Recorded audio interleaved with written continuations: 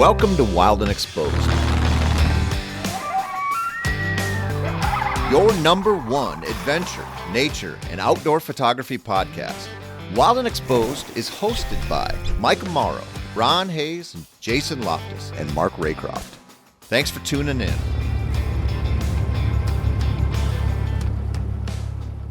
Welcome to another episode of Wild and Exposed podcast. Tonight we've got a special treat for you. Actually, we have got a repeat guest, and he doesn't know it yet, but his episode was the most popular episode that we've ever had on Wild and Exposed.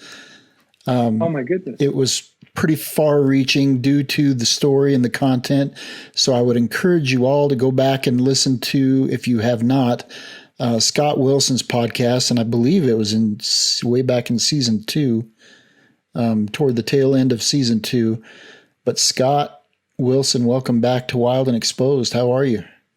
I'm great, Ron. Jason, it's good to see you both. Jason, to finally meet you after so much kind of social media interaction. Ron, to see you again. No, it's great to be back, and you just blew me away with that most ever viewed status. So thanks for sharing that. What a story. Yeah, I wanted to save it for when you were actually back on. Throw me off my stride right at the beginning. Try to embarrass you a little, you know.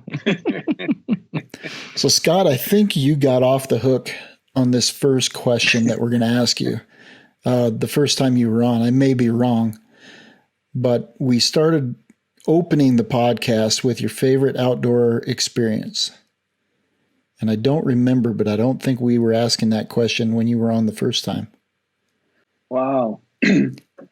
I've got two that are popping up, and one is a little bit nostalgic. So it's hard to beat the atmosphere around the Isle of Skye off the coast of Scotland. And I appreciate I'm Scottish, so you would say that. But seriously, people travel from all over the world. And as a landscape photographer as well as wildlife, the atmosphere is just truly unbeatable. And it's kind of accessible. You know, Colorado is so expansive. It's hard to reach some of these places sometimes. But you get on the Isle of Skye, and every corner you turn, there's just something amazing there. And then I think, if I'm allowed to, Ron, closer to home, I'm just captivated by Sandwash Basin in northwest Colorado. I think you know it's a regular trip of mine. And I mean, I've fallen in love with the wild mustangs up there. They're a photographic delight. But again, the landscape as well has its own kind of magic. And quite often I'll just take the wide angle and not even shoot at horses. So there's just something for everybody up there. So that's two special outdoor experiences for me there, I think. Yeah, so I'm not 100% positive about the Isle of Skye, but there is an island that there was a photographer on Canon's television series, Tales by Light. Anyway, he shared an image of and the story of how he got it. There's a bird colony on one of the edges. Would that be the same area? I have a feeling it might not be, but I'm still interested in the story. So it could be the same area, but not the same island. There's a lot of it was in the UK somewhere, but I'm not 100% certain exactly where it was. But he shared an image, and the clouds were just kind of ethereal. They were kind of otherworldly, and all of a sudden, this big launch happened. There was a predator that had come in and spooked several of the adult birds off the nests, and they came toward him, and it kind of gave you the sense of that Arthur Hitchcock, The Birds story of just this swarm of, you know, seabirds coming at the boat and at the shot in those clouds. It was a phenomenal shot.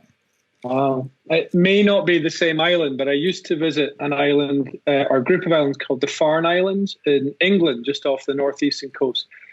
And they have a colony of puffins there, which obviously come to nest once a year. And it's just absolutely breathtaking just watching puffins. It's like trying to shoot hummingbirds, though. They're so fast. They are fast. But in order to reach the puffins, you have to walk through. It's a path. You're not causing danger, but the experience you've just described, they basically attack your head And if you haven't been warned in advance to wear a hat, you will end up with a bloody head, as they sort of peck you, and they're basically protecting their eggs and their nest. But that's an amazing experience, probably the closest I've had to what you just described.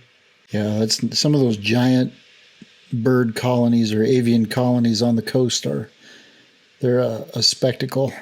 Yeah. So, Jason, Yeah. before we get into the meat of it, what have you been up to the last week or so? It's a great question. Not the last week or so. Just been busy with work and editing photos. I think I got all caught up, which is a nice feeling. That's never usually the case for me. It feels like I've always got a backlog of some kind, which is a great problem to have. But all caught up, and I'm actually getting ready to head up to the Tetons this weekend and go try to find some grizzly bears to play with. So, good. Yeah. It Nice. was active, and then it completely died for a while, and hopefully they'll be back. We'll see. Yeah, I've had some friends that were there the last few days, and it's been super slow for them, and unfortunately, so it's just the way it goes up there. It is wildlife, and they don't play by the rule book. They don't come out and put on a show and Exactly. play by the clock. So. Seeing a few good photos come through on social from Yellowstone. So I don't know if how the two areas compare for sort of bear sightings, but they seem to be getting a few there. Yeah, though they're both sorry, Ron. They're both really good. Yeah, I went and spent a couple weeks ago up on the north end of the park in Yellowstone, and did okay with black bears. And found a few and had some fun. But had an incredible badger encounter that I talked about on one of the previous episodes. But yeah, it's always, you're always rewarded when you go out, I think, even if it's just having one or two really neat experiences. I can honestly say I've never gone out and not had some kind of really neat experience that I can be grateful for. And even if it's just being out, I'm not at work, I'm out in the wild doing what I enjoy doing. And there's something about that just helps me clear my head and get, balanced again. So. Totally with you on that one. Yeah, Yep, for sure. So, Scott, just real briefly, because we went into your story in depth on the previous episode, but for those who didn't hear, just real briefly, kind of describe what brought you from being a world-class landscape photographer into the world of wildlife, and how that kind of helped you get through some tough times. Sure, happy to tell you, and I can bring you up to date with a little extra chapter at the end. Nice. So for those that have heard it all before, but basically, as you say, I was a landscape photographer, absolutely committed. Same sort of feeling as you, Jason. Just getting out there alongside a job and just experiencing nature was just absolutely brilliant. I did shoot wildlife now and again, but not to the same degree as landscape. Those sort of infrequent trips to the Farne Islands were probably one of the highlights. But we moved to Colorado in 2015 as a landscaper. Again, it was like, wow, I'm just moving to a paradise from a landscape point of view. And then 1 year later, hit with the awful kind of mind-stopping news that I had stage 4 colorectal cancer, and it kind of really threw us, as you'd imagine. We were just getting settled in Colorado. I'd opened up in a gallery in Denver showing landscape work, and then this news just took the rug from under us. And at the time, I've got to be honest, photography wasn't the first thing on my mind, but when my oncologist explained that the drug I was going to be on, called panitumumab, meant I just simply couldn't expose myself to sunlight at all. And it kind of knocked the landscape desires on the head a little bit. And then I realized that, photography is my therapy. It's for all of us. It's kind of how we get through tough times. And this was the toughest of tough times. So I started looking for alternatives, realized we have this abundance of parks on our doorsteps full of wildlife, and basically started driving through them and photographing wildlife from the sort of shade or the protective shade of my car. Hence the book which came from that, which was called Through the Window. And basically that was my therapy. It was how I got through. I would sit in the chair at the treatment center and then waiting for something to happen in nature. And it was just an amazing place to kind of contemplate what was going on and how I was going to get through it. So I don't know if that was the short version or if that was a bit too long, but hopefully that gives you a feel for Yeah, that was perfect, actually. Yeah. And then, so update us. Well, the chapter, yeah. Yes. So I get scans every 3 months. Actually, that's now been extended to 6 months, which is already a good sign. And I just had a scan in April, which means I'm now 4 years in the clear, which is obviously 5 years, the big kind of holy grail target. When I was diagnosed, you're given a sort of 10 to 14% chance of survival, but I'm kind of really, really on the way there. But I have a great friend, 10 years younger than me, diagnosed with the exact same condition at the same time, but 10 years younger. In fact, he had 1-year-old kids that had just, at that point. So you can imagine the complete turmoil in their life. But we've both just come through that clean scan. So we went away to celebrate this weekend, just the two of us, in Colorado, down at the sand dunes. And it was basically just two survivors kicking back. We didn't talk about cancer once. We just talked about stars and astrophotography and just shot the Milky Way to death and then came home again. So it was an absolutely beautiful experience and a nice way for both of us to try and put a traumatic experience behind us. We're realistic. We know we've got to, still be careful and think it through. But just to focus only on life and photography was just a wonderful weekend. That's awesome. Were you guys able to photograph still the full arch? It was getting late, and to be honest, because we were celebrating a little bit, we weren't always absolutely committed to getting up on time and things like that. So there was probably more fun than dedicated commitment at that point. But we got some nice shots. Well, there's nothing wrong with that.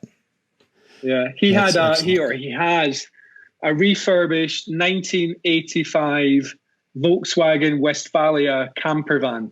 And it was absolutely stunning, and it was actually became the perfect prop to put underneath the Milky Way. So we didn't need the full arch; we just needed that kind of lead into the tail, the pod at the top of his van. That's awesome.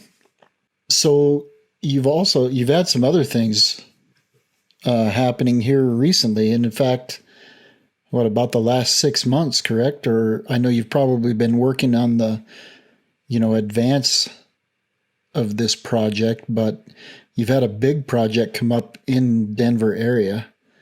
Go ahead and share with us what happened there. Yeah, sure. So it's actually even more compressed than the 6 months. So in January, I got a phone call from a friend, Tony Eitzel. He and I used to exhibit together in John Fielder's gallery in Denver, and that closed down in 2018. He'd carried on exhibiting in Tennyson, which is an area of Denver, but leases just get out of hand, when they get renewed, etc. So he was looking for a new place. And he and another artist, Evan Simon, had found some space available for leasing in Denver, just north of Cherry Creek. So Tony invited me to join he and Evan, and then a fourth, Kevin Schwalbe, has joined us since. So there's now four of us who've set up a gallery, or a new collective, as we describe it, called Gallery 6, which is very imaginatively named after the street we're in. So we're in 2434 East 6th Avenue in Denver. So that's where the name came from. And it's honestly such an exciting project, even despite the pressures of opening a new venture through COVID, which has obviously put a little bit of a sort of constraint on how energetic we can be about promoting it and inviting people to come in at that sort of difficult period. But it's really an amazingly exciting venture to get involved with. 3 other, great guys to be working alongside with. We're very kind of eclectic in terms of style. So I've obviously got landscape and wildlife. Tony's we call it sort of photo noir. You were talking about Hitchcock and the birds. Right. Yep. He kind of does that as a modern day interpretation with some of his city scenes and things.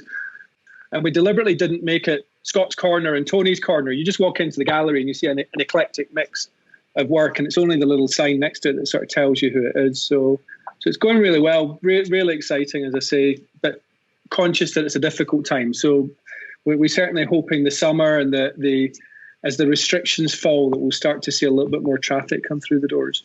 Excellent. So I'm excited to see that. I was down in Colorado recently, and wanted to try to come by, but I didn't get that far south. So this fall, for sure, I'm going to make it a point to get down and see the gallery. I can't wait. Superb. And I'll drop things and just come and show you around whenever you can make it. Oh, that'd be great. You too, Jason. Open invitation. I'm planning on being there in July. I'm not going to wait till the fall. So. Okay. And if you ever want to do a podcast from there, then from the gallery, that'd be great. Yeah.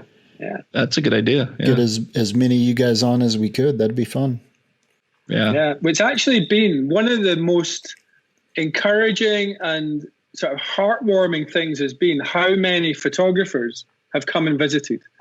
And I mean, our vision really was we want a gallery for the public, but we also wanted a space where photographers can come along, share stories, and just connect. And there really wasn't anything like that. The photo art gallery had closed down in 2018. I was in Robert Anderson's gallery in Denver subsequent to that, but that closed down last year. So just having a space where you can meet and greet and share stories, that's a vacuum. And I think we've just started to fill that a little bit. So I would say in the first 2 months, 60 to 70% of our visitors were people like us. And it's just really, really encouraging to see that. I love the fact that you're trying to fill a niche like that, because you're right. When I've spent quite a bit of time in Colorado, and there really is no, quote unquote gathering place to kind of get together. We kind of do it in our own little groups, right? But it'd be fun to have a place to go and talk to like-minded folks and hang out a bit and see some really neat work and support each other. You know what I mean? So definitely, that's awesome. Talking of support, one of our focus areas will be, so if there's 4 of us in there, but arguably there's space for 5, then on a sort of rotation basis, we want to feature other sort of Colorado photographers that maybe haven't had the right exposure or just deserve to have their work showcased. So that's something we're going to build towards. Once COVID declines, we've started to get a little bit of traction, then we'll invite others in to take part. Oh, that's a great idea. Yeah. So if you're a Colorado photographer, make sure that you go down and visit the gallery itself and introduce yourself. And then, stay in touch with Scott and the guys and have that potential in the future as they figure out their selection process. That's a great idea. What a neat way to give back. You know what I mean? Yeah, we hope so. And I mean, I certainly know how difficult it is to get a sort of leg on the ladder and find exposure. Social media is fantastic. It really is. But you can't beat the physical interaction with an image on a wall and having the photographer there to share the story of where that came from. And it's a privilege for us to be able to share that story. I love it when people visit and ask questions. But if we can give that opportunity to someone who's sort of starting out or has actually been photographing for a long time but just hasn't had the exposure that they need, then I'm delighted to be able to share that. Yeah.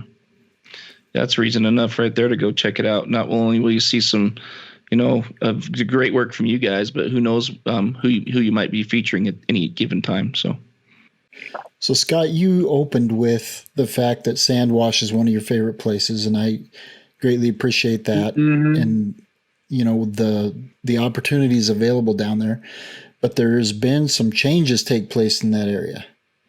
Can you kind of fill people in on what they've done with the wild horses and how that's impacted opportunity? Yeah, so I think what you're alluding to is a roundup. And I think that there's kind of 2 parts to this, Ron. And it kind of goes back to the quantity of horses and the availability of water and foodstuff in the land there. So the BLM, which owns the land, wants to manage the population of horses, and that's reasonable. They are sharing that land with other wildlife, etc., and there's a limit in terms of the vegetation and waters there to support that kind of livelihood. However, there's a couple of other extenuating factors as well. So the population, we don't believe, has actually got too great. It can be managed, but some of the horses were escaping through the sort of southern border because there's no fence there, and they went on to local land which is owned by farm owners, and that became a little bit of a trigger for a roundup. So the BLM basically activated a roundup in January, but only 10 horses were taken. So it hasn't actually dramatically reduced the population at all. But that's not to say that that's not coming. And if there's about 700 or 800 horses max on site, the BLM has a target of possibly lower than 200. So the looming threat at the moment is that around 600 horses might well be removed at some point in the future. And I know there's a lot of activity going on from an advocacy point of view, writing to lawmakers, etc., to try and protect the horses and their environment. So I think my read is the BLM's response is excessive. There's 160,000 acres of land there. It can clearly sustain a larger population than they are discussing at the moment. So that becomes a very sort of heated debate around that area. But to just answer the question precisely, the roundup has not taken place beyond those 10 at the start, and it's now a threat for the future. If that population is reduced to below 200, then clearly as a photographer looking for horses, that has an impact on our ability to sort of appreciate the wildlife. But I think that's a secondary question to the livelihood of the wildlife that's in there in the first instance.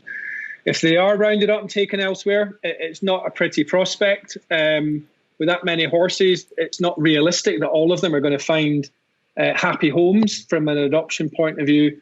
And the worst case scenario of slaughter is certainly very realistic. And that's when it gets sort of brutally sad from that point of view, especially if you've appreciated, and I know you've been up, Jason, and seen the horses there, to imagine those wild animals going to slaughter is just unthinkable.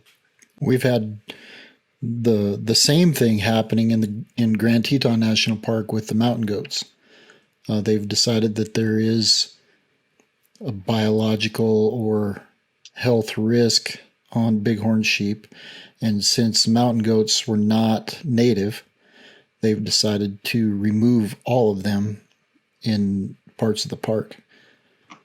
So it was basically just opened up. Initially, they were just going to have people fly in with helicopters, remove them, and be done with it, just leave them lay where they were. And they decided to allow people to go in and at least harvest the meat, so it wasn't a complete waste. But that was a point of contention, and they were doing that very quietly, actually. They're supposed to go through a process. There's supposed to be a time for public comment, that kind of thing. I understand the risk that they were trying to mitigate to the bighorn sheep, because bighorn sheep are very susceptible to disease, and they are a native species. So I do understand that, but the 100% eradication of a species that has become part of the landscape, I don't necessarily think is the answer. And the wild horses, that happens all over, but most places, in Wyoming, they round them up every year. So it's not uncommon. They are, most of them are adopted out. The unfortunate thing is there's a program also where people can get federal funds to then take them and put them on a ranch. But you take a horse that's wild, put them on a ranch. It's not long before they start to get out and cause problems with neighboring ranches. And then you've got a whole new dilemma. Yeah, I hear you. The phrase that I think you really nailed it with is become part of the landscape. So the sheep that you're describing have become part of the landscape. The wild horses have become part of the landscape. The moose in Colorado aren't technically native, but they become part of the landscape. And I think there would be an outcry if someone had a roundup of moose. But there's just something that sort of says to me, well, the horses are a little bit more feral. No, they're born wild, and in law, born wild is wild. And I really think that there needs to be a sort of an adjustment of the debate. And this kind of derogatory, they're feral animals, therefore they're less deserving than a pure native wild animal. I think that needs to have some sort of adjustment. So I'm agreeing with you, and I don't see the wild horses as any different to a moose or a mountain goat. Yeah. Now, one of the 10 that was removed, was it not one of your favorite subjects? So yeah, there's probably a few stories here. So Picasso is the big sort of famous name in Sandwash Basin. He's a wild Pinto Mustang, probably some of my most popular photographs. He went missing in late 2019 and is now presumed to have passed on. I mean, he was in his 30s. His son, Van Gogh, they all have names, by the way, which I don't think helps this wild animal debate, to be honest. But I will agree with you there. Yeah, so I didn't name them, and it's an easy way to identify them. So Van Gogh is the son of Picasso, clearly the artist theme there linked to paint. And he's one of the horses that very sadly wandered onto the road, and he was hit by a car and died. Sad as that was, it became a real catalyst for what was going on in Sandwash Basin, and that spawned a whole fundraising effort around creating a fence on the southern boundary, which would stop the animals walking into the road. The BLM intervened with their roundup before that fence had a real opportunity to be fundraised against, and the advocacy group Wild Horse Warriors that was raising the money has now raised all of that money, but that sort of smaller roundup went ahead all the same. The third horse you might be talking about is Warhorse, who looks very, very like Picasso. He's a stunning Pinto horse. He was actually the first horse to walk into the trap, but he was one of two horses that were protected and exempt from the roundup because they're so unique and special in the basin. So he was actually taken by the BLM back up north in the basin and protected from the roundup. So I don't know if that probably answers your question in three different ways, to be honest, Ron. It does, but it gives me, an accurate answer. I've heard or read, I should say, because I've never been down there yet, but I've read several different stories on people's Instagram posts about what exactly happened and when those horses were removed and that kind of thing. So I appreciate the accurate response, and we can alleviate some of the stories that are out there. It's a dreadful truth that death often amplifies these issues, and it was tragic that horse lost its life, but it raised awareness of the issue dramatically, and I'm sure that they achieved their funding target in at three times the pace they would have otherwise, because of that tragedy. Yeah, the horse debate, right, really tends to be a very what's the word I'm looking for? Polarizing one. Mm-hmm. I've spent some time out here in the West Desert photographing the horses out here, and it's an amazing experience. It's fun. I enjoy it. It's and I actually haven't been to the Sandwash Basin yet to see the horses there, but I want to. I was actually going to bug you about that, and maybe you can show me around a little bit. But of course, anytime. But it's interesting because I think it depends on the area too, right? The BLM land is for everybody's benefit, and that's what's hard. Is that includes ranchers, it includes people that are just out hiking and riding motorcycles and biking and who you name it, camping, whatever, right? So I understand the dilemma they get in, and it is kind of a sad situation, and it's too bad we can't sit down and have a good level-headed discussion between both sides of the debate and not getting to a yelling match and come up to a solution that will benefit both the other animals that share that landscape and the horses. Because a lot of times, right, when they round up these horses, to your point, if they don't get adopted, they end up in these holding pens that are terrible. And these holding pens is no place for a horse like this to live either. To your point, I think there is a level-headed conversation taking place at the moment, and the Wild Horse Warriors, which is one of the advocacy groups there, is basically sitting down with the BLM and trying to sort of work out, how do we work this through? And at the source of this, one of the major problems is lack of water. And if there's not the right amount of water there, they don't get the vegetation, so it doesn't sustain the sage grouse and the horses kind of thing. But the BLM is now supporting the group to try and re-identify wells that may be closed down, that could be reopened, that might actually create a new water source that means the horses get the water that they need, and that then creates a way of sustaining some of the vegetation. So I am genuinely encouraged that some of these conversations are taking place and people are prepared to sort of lower some of the anger barrier and basically have that conversation, because it really is the only way forward, I think. No, that's a great point. And that's the point I was going to make. I mean, I see photos of the Sandwash through your work, and it's beautiful country. You know, the sagebrush out there seems very healthy and the landscape seems very healthy. But if you come out to the West Desert, you know, and photograph those horses, especially anytime in the summer, you can see the impact that the horses have on the landscape, and especially because there's very limited water, to your point.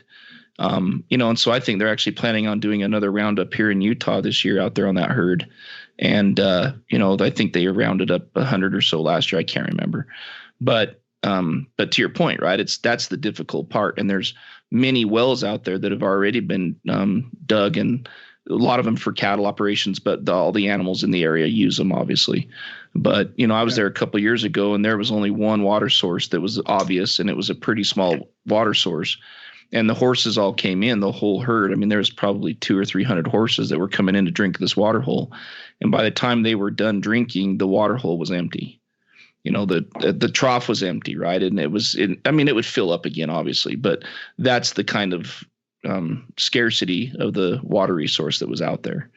So anyways, it's a really interesting discussion and topic. And I'm glad to hear that maybe we're going to make some headway forward on it. But I do hope so, and especially this year, it looks like we're facing another drought plus wildfire kind of prospect this summer. So they really need to start to find some of these wells and unlock them sooner rather than later. I was there 2 weeks ago, and it's a very kind of dry environment, very different from, that's the northwest corner. I mean, down in Denver, we think we've had a wet winter, loads of snow, loads of water, but you go up to that northwest corner near Wyoming, and it's dry as a bone.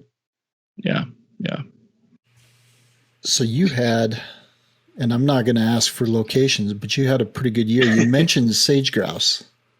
And, you know, you also mentioned that, you know, sage grouse habitat is one of the things that the BLM is concerned about protecting to a degree. How did that come about? Are you able to utilize blinds and get out on those birds? Is that how you photograph them? I have been using, I don't know if you would call it a blind. It's more like a camouflage net it just gives you a little bit more maneuverability. But yes, I have been using a blind, and I mean, I was using a 600 mil, sometimes extended to 850, and feeling quite comfortable in that range. So it was getting pretty close. But just one of the most amazing spectacles in nature to witness. It's absolutely amazing. I always tell everybody that, you know, everybody should see that at least once. I wish we had that kind of luck. Oh, you guys cannot complain about lack of luck. Your life and pursuits are the envy of most of your podcast viewers, so I'm not taking that one. Well, let me clarify. I meant specifically with sage grouse this year. So fair enough, Scott. Funnily enough, I mean, that one of the shots I got, and you know yourselves, there's like a split second when the head's still there and the balloons are out, if you like, and just getting that shot. And I managed to get one. And there's a page on Instagram called Biosapiens, which I hadn't come across before. And that one image got something like 40,000 likes. So, you know, just once you kind of get that unique sage grouse moment, it can be a little bit transformational. Yeah. Yeah, I'm actually looking at that shot right now on your page. I love it. It's just so cool. Yeah, you did a really good job with the grouse this year. Some of the neat, Cheers. I love the slower motion stuff you did too, the slower shutter speed. That shows a lot of motion. Really, really creative stuff. Yeah, that's what I wanted to talk about is, you know, having those different tools in your tool bag and knowing when to pull them out. You know, when the light is, you're not light enough to be able to stop the action, try some of these other techniques and be able to do some things that, you can't do when the sun's up, or it's more difficult to do if you don't have the ability to go to 50 ISO. But yeah, no, I absolutely agree. And just I think taking advantage, as you say, of the tools that are in there, but having that foresight. And I've got to be honest, I went with that in mind, but I don't know if that goes back to kind of the early days of club photography when you're working on panning and you're trying to do slower exposures and that kind of thing. So certainly bringing that all together in a natural environment. I think also, if I'm honest, going back 2 or 3 times, you get past that first almost overexcitement moment where it's just bag what you see, and then actually not slow this down, take a step back. What are you actually trying to achieve here? And I think visiting time and again just allows you to get that little bit more pace, appropriate pace into what you're trying to achieve. Yeah, I agree fully. And that's why, we always talk about multiple day trips when you can swing it, because you do get the shots that you want. You might not get the shot you want on day one, but at least you get the lay of the land, so to speak. And you start to learn each individual animal's behaviors to the point where you can almost start to get predictive. When you see them do something, you know what's coming next.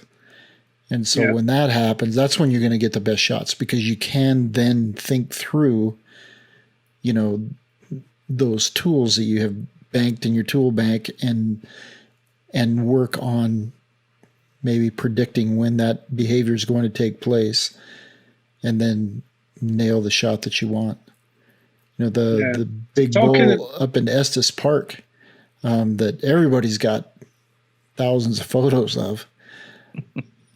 His behavior when he'd throw his head back, it started to get a little bit predictive, and you knew when it was going to happen. When he sees another bull that's even coming anywhere close to him, all of a sudden that head's going to go back and he's going to head in the direction of that bull. And I got, a shot that I've been wanting to get for a long time just because I'd been able to watch him for a couple of days. Well, I mean, you talked about tools, and I actually thought about you guys while I was up there, because I don't do video and I don't have a good excuse other than I just love still photography. But there's one thing the sage grouse do, as you know, which is this bubbling sound when those balloons expand. Mm-hmm. And the noise in the dark is just absolutely fascinating to listen to. If I could record it, probably help people sleep at night, just as these bubbles expand and contract. And I wish I could record that in a photograph, and clearly I can't. So I think that's the one time I thought, do you know what, I should be doing a little bit of video here. The interesting thing is that sound happens when those bellows slap together. So at one point at the end of the strut, because they'll have a full strut, and I know you got several sequences of that, but at one point they lunge forward, and those bellows that are then full will come out and slap together, and that's what makes that sound. But then when a predator comes over, one of the neatest things that I always hear, and you can only hear it, before the shutters start flying, but when a predator flies over and they all hunker down, when they start to relax, you'll hear this, and then they're filling those bellows back up, and that's when they're inhaling. There's several different little inhales, and that's when the air goes back in those bellows. They'll stand up, and that's when the strut's going to start again. But those are some of the sounds. I've taken a Zoom recorder out a couple times, just set it out in the sagebrush when I get there well ahead of daylight, and just let it go. But you're right. Fantastic. It's a neat sound. What your viewers probably don't know but need to know is what you just sacrificed to make that sound. So you might not be aware that poor Ron is missing a filling at the front of his mouth. So the pain that he must have gone through to suck in as sharply as that is probably quite excruciating. Yeah, I've got to get some wax and put it in there so I'm don't have air going across that spot all the time. But so Scott, tell us a little bit about on the grouse. I mean, we've heard Ron has a certain approach he uses, and I've had some real fun adventures trying to photograph grouse, and Usually for us, I'm just wondering if it's any different for you. For me, it tends to be, leaving the house around 1 o'clock in the morning, driving for 2 to 3 hours, setting up a blind in the dark, freezing my butt off for 3 hours until the sun comes up. Hopefully the grouse are there. They are. You're listening to them in the dark. Like you said, it's an amazing experience. And then the light comes up. Hopefully a predator doesn't fly by or a coyote runs around. Anyways, and if everything goes well, you might get, a half hour, 45 minutes of really good shooting before the birds leave the lek. And it's a pretty crazy experience. And most of the time in my experience, it's about a 50-50 proposition. Would you relate with that, or, how did you approach it? Absolutely. In terms of the time you get up, the travel time, the waiting time, I've got to be honest, I quite enjoy that waiting time. Just that it's back to that sort of contemplation. And when you've got that backdrop of this bubbling going on, I actually find it strangely therapeutic. And then, of course, there's this kind of frantic period when they're battling and moving and making noise, and suddenly you've gone from nothing to shoot to too many things to shoot almost at the same time. If you're lucky, it's like, where do you point your lens? And there is this kind of frenzy for, as you say, 45 minutes to an hour. What I found this time, though, I've gone before, like deliberately the evening before, and sort of scouted around and not really found anything. This time I did, and actually found that I was getting the grouse in beautiful light. There's no fighting, there's no posturing going on, but just male grouse at walking around. I've got some beautiful portraits of just them. It's a different type of behavior. They weren't fighting, they weren't strutting, they were eating. I even got one that was drinking water. Between two bits of sage grouse. So that was a dimension that I hadn't had before. It was a really nice way to kind of expand the sort of typical shot, if you like. But certainly that time to get up, and I just see this as part of the quest, though. I mean, I have no difficulties getting up at that time in the morning if we've got that kind of purpose in mind. And knowing there's just the possibility of a great nature experience and hopefully a great photo at the end of it is all I need to get out of bed. Yeah. Well said. No, and I don't disagree at all. I'm not. That sounded like I was complaining. It's just, it is. It's part of the adventure. It's part of the adventure. Well, I was just going to say it's part of the story. I mean, people think that you just roll out there, sit in your car, and all these shots just miraculously come right to you. And it's when they see what time you have to get up in the morning, when they see that you have to drive an hour and a half to get to some of these locations, and see how much there is to suffer through because you wanted to dress warm enough to be somewhat comfortable, but you didn't want to dress too warm to be too hot when it's time to walk back to the vehicle. Those are all the things that people don't necessarily see. And when they get the opportunity to experience those things, it's not quite as fun as they thought it might be, but they still got to have the experience. You talk about things aligning. I had a friend that did go up, that crazy o'clock drive, got there, and then as you described, a predator came over, all the sage grouse left, and they didn't come back again. So I mean, you can have the rug pulled from under you after you've made all that effort, and then basically nothing happens. So things still need to align nicely from you. I was quite lucky. The site that I visit it is. You're not having to hike miles out into the country. It's very, very close to sort of a parking situation. Then just get your blind set up and good to go from that point of view. But as you say, it can all just vanish in an instant if they get spooked. Yeah, and we've talked about it before, but the actually effort, I think, makes it that much more rewarding. When it does work and it comes together and you've suffered a little bit and you've gone through all that work and effort, and then when you get the shots you're looking for, it makes it worth every bit of it. And that's what keeps us going back year after year, but it absolutely does. But I do remember being in club photography and club competitions and being warned, don't expect your photo to be judged on the effort you put in, because they have no idea. And sometimes the easiest shots that took no imagination, creativity, or effort are the ones that win the competitions. So this is about personal satisfaction, isn't it? Just knowing what you put it into. It's got to be your own reward. It's not going to be rewarded by the buying public. Very good point. I think that's a good pro tip right there. Yeah, we just had Steve Kirkpatrick on the podcast, and that is exactly one of the things that he talked about, is that when he first started sending images into editors, the editor doesn't know the story. The editor's not married to the experience. They're looking at the technical quality of the image and the storytelling capability of the image. And I think, just like you're saying with competition, it's the same thing. Unless your image tells that story, nobody else will ever know. Yeah, absolutely. So what's on the horizon? You've got this big gallery opening now. You've got to keep it full with fresh images. What's on the horizon for you? It's interesting you say that, because we started off, and I've got a full-time job alongside this, as you know. Tony and Evan they're full-time in photography, so they're there mostly through the week. So Kevin and I feel we have to kind of fill that space at the weekend. So certainly on Saturdays I'm trying to be there. Sunday we realized it was just going to kill photography for all of us. So we're not opening on a Sunday anymore. So that's kind of my day. So moose baby season is coming up. I've got a good friend hoping to travel and see some of that life coming through soon.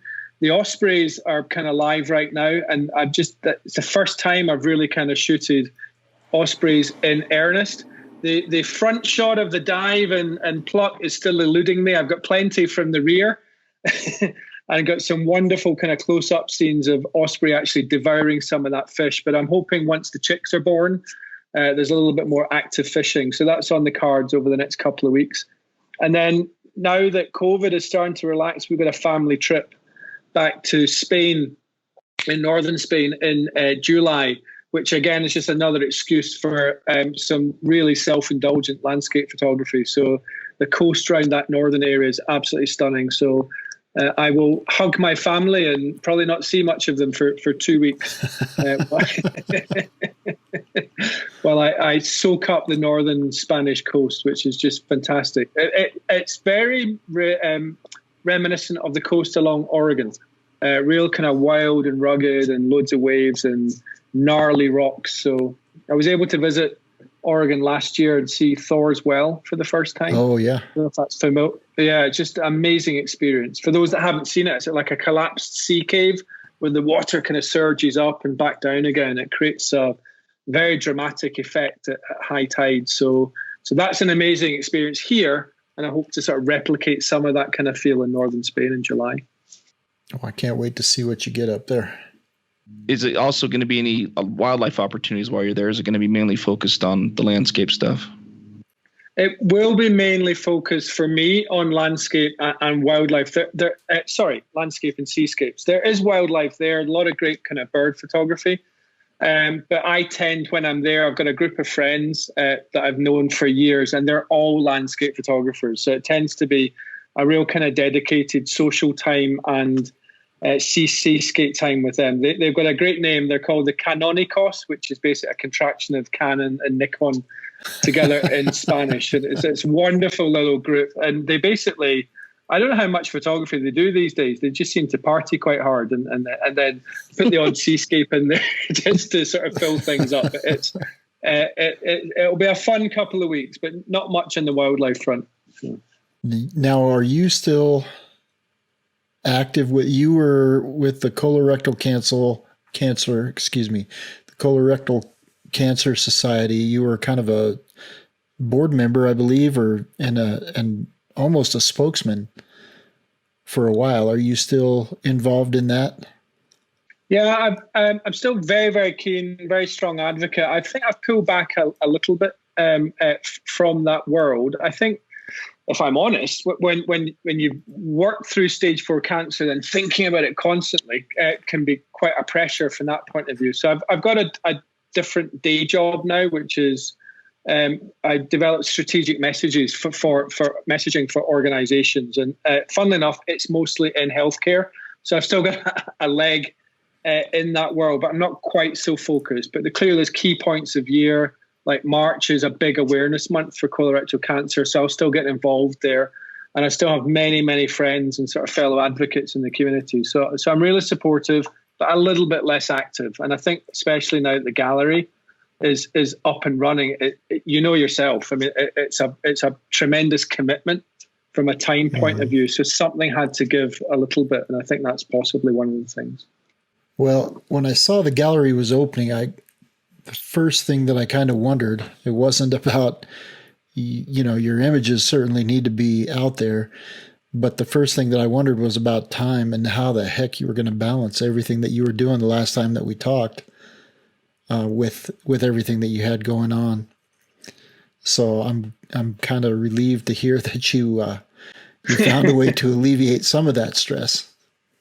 Yeah, no, I appreciate that. And I think I'm also very grateful, as I mentioned, to Tony and Evan, who are there the bulk of the time. And I think it's quite different from, I absolutely love photography. I would love to be doing that exclusively and full time. But the reality is I'm not dependent on photography for all of my income. And they are, and so it's their livelihood, and they have to be there really, really working it day in, day out. So credit to them that they are there.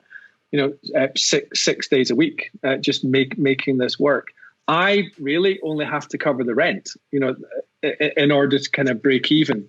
Sure. They're feeding their family through this. So it's very much a working gallery. This isn't a showcase hobby thing. This is a working gallery. They are making their livelihood from it. As I say, Tony's a framer alongside the photography. It's a studio for Evan in terms of bringing portrait work in there as well. So when you go in there, there's a lot of hustle and bustle. It's not just a museum type atmosphere. There's actually work going on in the background. And I think that actually adds to the atmosphere. It's one of the reasons that fellow photographers seem to like it. You bet. Well, that's great. And it gives people the opportunity to see everything from different, just about every perspective that you can imagine, just in one location. So. Is that interesting? Sorry, Jason. No, I'm sorry. I was just going to ask if that studio space you mentioned, is that something you guys are renting out for other photographers to use and stuff, or is it just strictly for you guys' own use? I think Evan's the portrait guy, so it's largely his space, if you like. But I'm absolutely convinced he would be happy to add to the revenue in terms of renting that out. So. If people want to follow up or engage, we have a Facebook page at Gallery 6 Denver is how you would search that on Facebook. And you can start a dialogue with us and ask those sorts of questions. So I was just going to say, it's interesting for me, having come from the kind of big corporate commercial world to being, almost like a self-employed gallery collaborator, and just the things that you have to think about at that kind of very ground level, how you build relations with your local community, how you get advertising moving, how you get social media moving, how you get some of the promotional work going, health and safety. We always had to think about people falling over and hurting themselves before we thought about where we put the pictures. And it's just a completely different challenge to the sort of virtual space that most of us are used to moving in now. It's actually how you bring a safe and attractive gallery to life for people in the community. Add to that the challenges of COVID, and it's certainly been a kind of interesting time. So we had a good start with a couple of magazines, though. So Westward and 303, which are big magazines in Denver and Colorado, gave us a really, really nice piece of coverage. And there seems to be this acceptance that there is a vacuum and we're filling it a little bit. And our hope is that sparks others. We're not trying to own this space. I'd love it if other fellow photographers decided, this is the way to go, and started to open their own galleries as well. Yeah, that's like Jason said, it's an excellent opportunity for other photographers to be able to come in and visit with you guys, see the frame shop, see the studio space, and help them with their craft. But also a place like you alluded to earlier where people can come and just visit. I'm picturing a little cafe, coffee shop. Come on, guys. Right. We do have an espresso machine there. Yeah. And funnily enough, First Fridays are quite a big deal in the art world, actually bringing people in the first Friday of a month, and you'll stay open later into the evenings. And we've been a little bit hesitant to push that too hard through COVID, because you shouldn't be sort of creating social events. But as that relaxes, every first Friday of the month, we'll stay open late, we'll have beer, wine, a few snacks, etc., and just try and create a little bit of a social atmosphere. So that'll be certainly something to watch out for on the promotional front. Excellent. Oh, very cool.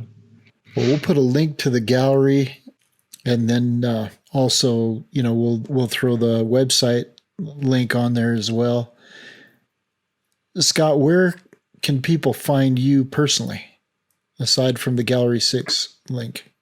Yeah, of course. So in terms of the kind of social media world, I go by the name Wilson Axby Photography, which I think I've explained on the podcast the last time, but Scott Wilson is such a common name. If you search me on Google, I might come up on page 50. My wife's name is Axby, so I simply put our names together.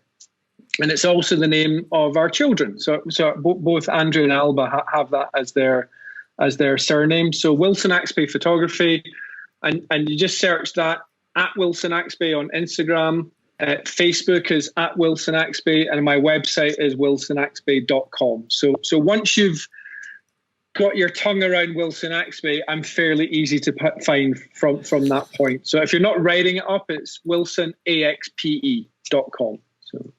Yeah, and real quick too, just for those that might want to go back and didn't listen to the original episode, I was cheating a little bit and looking it up while we were chatting. It is actually season 2, episode 25, and it aired on July 9th of 2019. Okay. So if you guys really ought to, if you haven't listened to it, or even if you have, go back and listen to it again. It's a really inspirational episode. So. Yeah, we can treat that as part 1 and this is part 2. We can put a link to that podcast. I think we can put in the show notes as well. So, but Scott, I really appreciate you coming back on the show again. It's always a pleasure. Most popular episode was your first one. We'll follow it up with this one, and I would encourage everybody to get down to Studio 6 and see some of those horse images, but also the landscape images, and your partners. I'm excited to see their work as well. But you're truly world class as an individual and as a photographer, Scott. And I owe you a Swift Fox trip, because last time you came up, I got great images a couple of days before, and you came up and it was a bust. Hey, but we had a good time, and it was good to chat for 3 hours in the car with seeing absolutely nothing. Staring at, a few blades of grass. Yeah, but that is wildlife photography. If it was guaranteed every time, it would be easy and everyone would do it. So yeah, that's a fact. So true. Yeah. So, Guy, honestly, it's such a pleasure talking to you guys. So. Yeah, thanks, Scott. Yeah. It's really nice to finally pleasure's all meet ours. You. Yep. So I will absolutely honor the date, Jason, if you want a little tour around Sandwich Basin. And It sounds like, I think shooting the horses in the wild desert sounds pretty cool as well. So we can get some sort of reciprocal going. 100%. Come on out anytime. Let me know. Super. Thank you all for listening to Wild and Exposed. You've been listening to the Wild and Exposed podcast. If you haven't yet, please give us a rating and a review. And make sure you're subscribed so that you'll get every episode we produce as soon as we drop it. And as always, thanks for tuning in. We're gonna make it someday. Nothing's gonna get in our way. We will be the biggest band in town.